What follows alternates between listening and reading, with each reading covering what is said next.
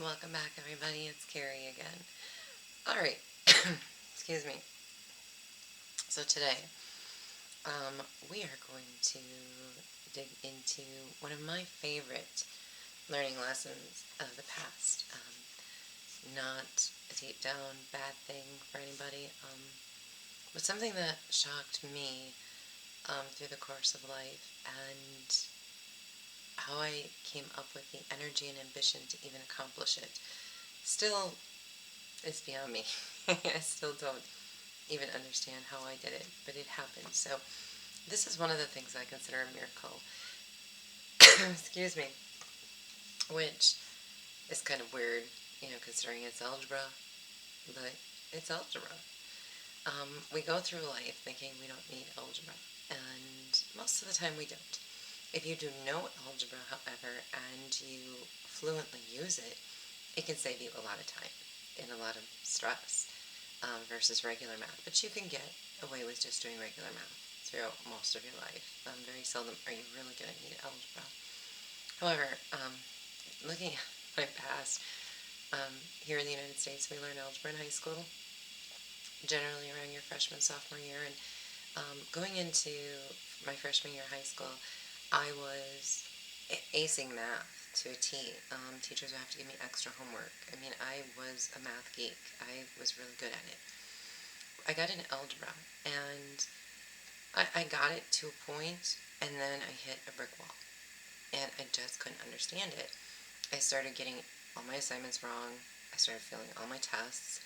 The teacher was very concerned, and I ended up having to go for tutoring after school with a teacher. Now, a little backstory. The teacher happened to be the basketball coach. It happened to be basketball season. I happened to be a basketball cheerleader. Okay, so that's just something you need to know in advance. So he was tutoring me, and I wasn't getting it, and I wasn't getting it, and I wasn't getting it. I would go during my study halls. I would go after school, and this poor teacher, the same thing over and over and over, and I'd still get the problems wrong. I still didn't get it.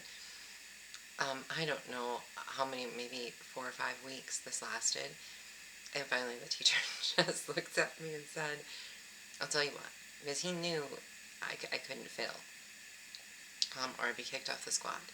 So he said, I'll tell you what, I'll pass you in my class, and you use this as a study hall. Okay, cool.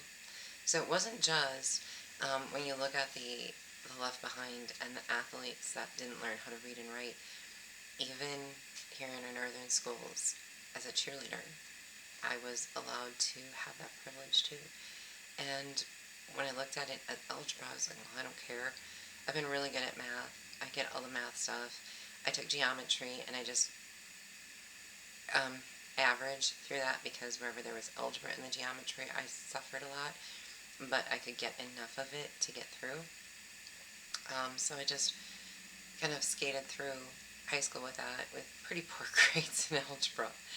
But once I graduated, and I was in my first marriage at the time, there was the career that I had, there was a job opening in a math field, and I really wanted that job. One of the prerequisites was you had to take this math test. I aced everything except the algebra. I couldn't even understand it, and that had been now like another almost 10 years since I was even in algebra class. So even the base algebra that I learned, completely forgot, and so I didn't get the job. It really bothered me for quite a while that I wasn't going to be able to have a job working with numbers, which I don't know, like I said, I was a math geek, so it was kind of where the direction that I wanted to go in life. I didn't end up going in that direction, which is very ironic, but it was what I wanted to do. Then, I let that go, and I took a college exam and failed the math miserably, where I was going to have to take remedial algebra. And that of course, was going to cost extra money, and ended up holding off on college. And finally, one day I was like, I keep hitting this roadblock where algebra is my problem. I'm not going to be able to be successful or better in my life if I don't learn algebra here, And as much as I didn't want to learn it, I knew I had to. So I ended up just getting some algebra books. And I started going through them and studying after work. I worked all day, and then I'd come home and I would study this algebra. And everything was going great until I hit that same point with the teacher in these books, and I hit that same brick wall, and I just couldn't get it. And I was like so frustrated. Well, I said, I'm not giving up this time. I have got to figure this out. Other people figure this out. This can't be that hard, And so I kept doing the same problems every night. I mean, I would go home from work, and I bet you I spent 4 or 5 hours just in that book doing the same problems over and over and over again, and constantly getting them wrong over and over and over again. I was at a point, forgive me if you hear dog barking. My neighbor has a very loud dog, and when she takes it out to go to the bathroom, it barks. So, forgive me. I'm not stopping the video because of that. So, you might hear them once in a while. I'm sorry. I can't control when her dog has to go to the bathroom. But, so anyway, the, you know, as frustrated as I was getting, I refused to quit. I don't know why. It must have been like 2 weeks. I betcha 40, 60 hours. I had probably worked on just this one chapter in this book and still could not get past it. One night, after work, after it was like in week 3 of this, and I wasn't going to quit.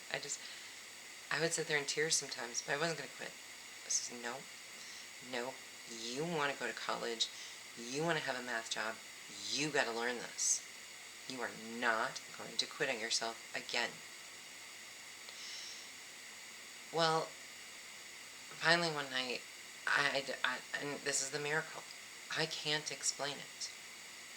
I did the problems, and I got them right. I thought, well, maybe I memorized the answers. I don't know how I did this. So I went to the next chapter, and the next chapter, of course, carried on from the previous chapter, where the lesson you learned, you had to be able to perform in that chapter. And I got them all right. And then I kept going and kept going and kept going. And I realized I broke the barrier. I get this. It wasn't just easy. I started finding it fun. So fun that to this day, I enjoy sitting down and just doing complex algebra problems as a hobby. Okay, that's how weird it is. But I just whizzed right through the rest of it. Once I could get past that barrier, that wall, the rest of it was simple.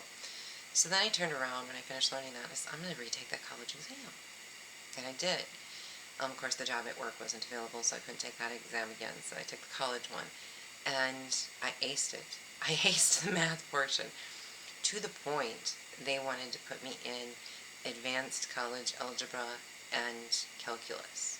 I was like, whoa, no, wait a second here. I taught myself algebra. You don't understand. I failed it in high school, even though my transcripts say I passed. No, I taught myself algebra, and there's no way you can put me in these advanced college math classes. I've been out of high school for 10 or 15 years, and it was like, I was freaking out. So I asked them if I could take a remedial algebra class. And they're like, well, you can, but you're crazy. I mean, your scores on the exam well exceed that. You got every question right. Every math question on there, I got right. I was like, well, I still don't trust myself. So I felt better taking the remedial class anyway. So I ended up paying extra out of my pocket and taking it. Well, they were right. It was so simple. I was so bored that I actually helped the teacher tutor the other students. And this was an online program, so, it was pretty complex to tutor online math. But I did it because I needed something to do with the extra time I had assigned for that class. And my homework would be done like in a heartbeat. So I helped the teacher tutor, then, for free, of course, just because I had the time to do it. And then after that, I ended up in another one of her math classes, which was an advanced class. So I jumped right to the advanced ones, which then were they were still pretty easy. Little did I know that the books I was studying out of covered all of these topics in college, and I didn't know that. I thought it was high school math I was learning, but I apparently had learned a lot more than I thought. So those were pretty easy too. So I also helped tutor somewhat in those areas.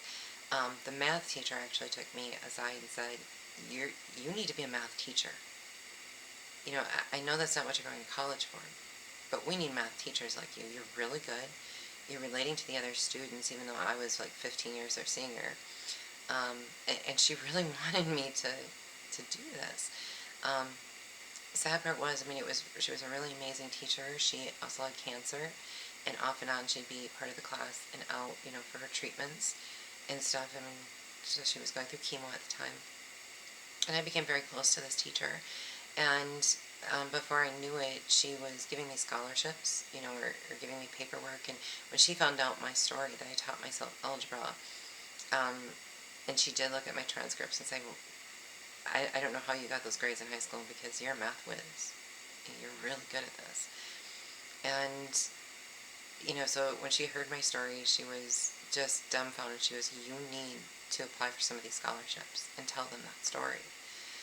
So I did, and I got scholarships, um, you know, in math. Now, I kind of, looking back, wish I would have gone into a math-oriented field, you know, maybe teaching or something, but I was going for business management at the time, so, and in a legal thing, which isn't even anything I'm doing now.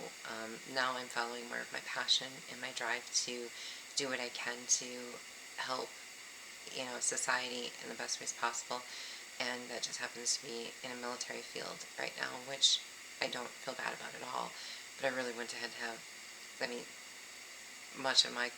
a lot of the college classes I took don't even pertain to what I do now. That's the irony of it. However, the fact that I could push myself and have that drive, and honestly, during that time, my marriage was going way downhill. But maybe it helped that I had an alcoholic husband that was out all night, because one of the things I could do is I could study this all night long while he was gone. So I had no disturbances, you know, but to push myself. I could have quit so many times. I still don't even know what gave me the drive to refuse to quit. I still don't know what happened that day that everything just made sense. I look, that's a miracle from God. Maybe, you know, God said, you're not going to give up, so I'll help you. I'll, I'll plant the seed, and hopefully you continue to grow it, and I did. So, really, you know, looking back, you could say, well, the teacher failed me by not continuing to push me and teach me the algebra. And in a lot of ways, society would blame the teacher and say, well, you passed her because she was a cheerleader. That you were the basketball coach, so yeah, you know, scratch my back, I'll scratch yours, kind of thing. And we could blame it on the teacher. I refused to blame it on the teacher, because I also, at that time, had the opportunity to tell that teacher, no, you're going to teach me this. I want to learn this. I didn't do that. And even if I didn't want the teacher to teach me, what if I could have gone to other students? I could have found a tutor. I could have kept trying. But it was so much easier just to take the grade and why do the work? You know? So I took the easy way out. And I failed myself. Because later in life, when I did need that knowledge, and I wanted to do something different with my life, I couldn't. The teacher didn't fail me. I failed me. So I refuse to blame the school system. I refuse to blame the teacher. I had the same opportunity to stand up for myself and do what was right as they did, and I didn't do it. So I can't be pointing fingers when it wasn't like I was begging for help. Okay, that'd be a different story. I was begging for help and I wasn't getting it, but that wasn't the case. I took the easy way out. I hit that easy button. I said, why not? Whenever you're presented with situations like that, where here's a drug that's going to make it a little bit easier, here's a shortcut, here, cheat this person, or get money out of that person. Those are all easy ways out that you might be able to get away with. But in the long run, something's going to happen where you're going to realize, had you taken the long road, the hard road, and worked it out, you're going to be able to benefit your life instead of hitting that stagnant point that you're probably going to hit over and over and over again until you go back and you beat that problem. That problem that stalled you, that stopped you, that caused you to take the easy way out. It never goes away. It's there. And you only disappoint yourself, okay? People can love you and people can want to see you succeed, but they can't do it for you. Nobody could do those math problems for me and then allow me to better myself later in life. I had to do it myself. I had to learn it myself. So some of the little lessons that I pulled out of that I'm hoping can help better your lives, or share with your children, or children share with your parents. You know, sometimes they need the wisdom too. Is that, one, you're never too old to learn. You are never too old to go back and fix your mistakes. Okay? You can do it. It's going to take strength. It's going to take courage. It's going to take determination. But you can do it. So anyone who says that, oh, they can't, you're making up excuses for your failures. And when you can go back and you can fix those failures, or you can find another route. You know, what was it? I think Thomas Edison, don't quote me on this, but I think it was Thomas Edison, that kind of, and I won't have this quote exactly right, it was like,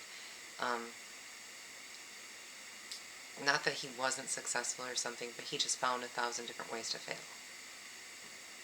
Okay? Because he failed over and over and over and over again. He didn't quit. He just found 1,000 ways to fail before he was successful. That reminds me so much when I hear that of my algebra situation. Is, in a way, I found 1,000 ways to fail myself. But eventually I was successful because I ended up going back to the drawing board and learning something in old age that, and I'll be honest with you, all my friends who were hanging out at the bar were like, "You're insane." I found out I was studying algebra every night. Like, you're crazy. Nobody even uses that stuff. Well, I have used it, and it has helped me out in life, and it definitely helped get me through college, and be able to help a lot of other people, you know, get through it. So, you know, I learned it in a different format and found several different ways to be able to explain it. So one of the best ways I was a tutor was, if they weren't getting it straight out of the book, which is the first thing we would try, I would go to a different route of explaining the problem. And if that didn't work, you know, I had several different ways to be able to turn these problems into stories. And most of my classmates were like, "Oh, I get it. Now that you've moved it into a story where I understand why I'm doing this problem, I can do it." And so, you know, I just had this gift of being able to do that and get through to some people that weren't able to learn the conventional way like me. So, a lot of good came out of it, believe it or not. As I said, the teacher didn't fail me, I failed me. The easy way is always the wrong way. If it's easy, if it seems too simple, walk away. It's the wrong way. You're being fed the wrong thing. There's nothing in life that's easy that is worth achieving. I'm going to tell you that right now. If you're trying to achieve something, you're trying to get somewhere, and it's just being handed to you, there is a catch to that. And the easy way is always the wrong way. I'm telling you, take the long, hard road. You will be so much more successful in life if you do that. And that I can achieve success. I can do it, you can do it. Don't give up on yourself. The big thing is, just don't quit. Don't quit. Don't give up. And anything. And I know I'm talking about algebra, but it pertains to life. You know, I know a lot of musicians, and I know how diehard they are, and they're not going to quit. They're going to keep going.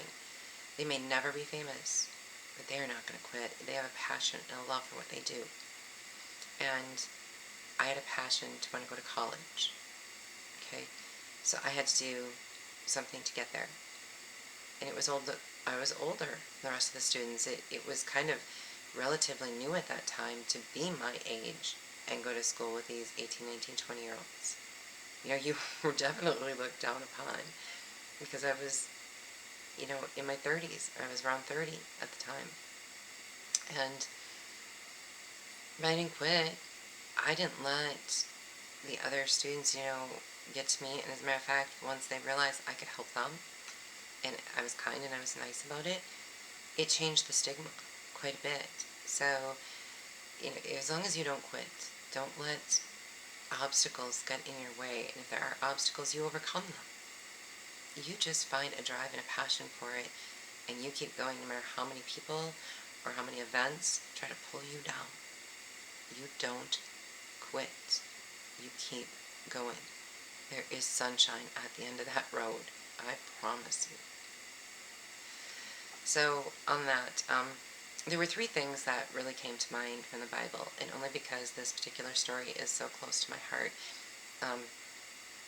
as far as the drive we need. And, you know, this can go for relationships too. Don't quit on your relationships so quickly, but also don't quit on yourself if a relationship fails. Even if you're never in a relationship again, it doesn't mean that you're not lovable or anything like that. It's the right person just hasn't found you yet. Just don't quit. Don't give up on yourself. Okay? You can only fail yourself. Other people aren't going to fail you. You fail yourself. So keep that in mind. The first one is from Genesis chapter 6, verse 15. And it says, "This is how you shall make it. The length of the ark, 300 cubits. Its breadth, 50 cubits. And its height, 30 cubits. Now that seems like a really weird quote. I mean, that's Noah building the ark. That's just one of the first examples where God uses math in the Bible. And there's the Ark of the Covenant, there's Noah's Ark, there's all kinds of different things that are built in the Bible where they give clear and solid instruction. And there's a lot of math involved in that. And so I found that kind of inspirational later in life. I didn't know it at the time, but I find it very inspirational that God does promote and puts this math in there. And I think it is to show us that math is something that is crucial, something that we need to learn, something we need to know. So even though math is hard, it's worth knowing. And I think God's pointing that out to us, trying to draw our attention. Otherwise, He wouldn't give us all these details. So there's details in there that we need to look at metaphorically and realistically. And realistically, He's drawing us to math. He's showing us that building things takes numbers. And we need to be able to use those numbers to build our skills. So with Noah, he was, helping them with that ark. And then Matthew chapter 12, verse 37 was another one that kind of got me for, my phrase with the truth. And I'll say it again. Own the truth before the truth owns you. I didn't own the truth when I was a teenager, and I failed myself. And guess what? Later in life, when I wanted a math job, the truth owned me. I had to admit I was a failure at math. So there you go. Own the truth before the truth owns you. It will. Somehow, some way, when you least expect it. So this one here, again, Matthew chapter 12, verse 37. For by your words you will be justified, and by your words you will be condemned. So maybe this doesn't have to do with math, but it has to do with your truth. Your words will justify you, and your words will condemn you. Watch your words. Watch how you treat others. Watch what you say. It's right there in Matthew. It's one of the Gospels of Jesus. So keep that in mind. It's New Testament. It's current modern day rules. And then finally, Matthew also, chapter 22, verse 14. For many are called, but few are chosen. So, many are called in life to be successful and walk in God's way. But not everybody gets chosen. And when I look at that math job, I was called to it, but I wasn't chosen for it. Why? Because I quit. And I won't do that again. I take the hard road. It's not easy and it's not pretty, but I do it. It's worth it. Alright. If you had any struggles with anything that you've overcome or you're looking at overcoming, let me know in the comments. I'd love to hear from all of you. But I hope that there was some value that you could pull out of that life learning experience from me. Alright. Mostly, don't quit. Okay? Be one of the chosen. Alright. Love ya. Take care.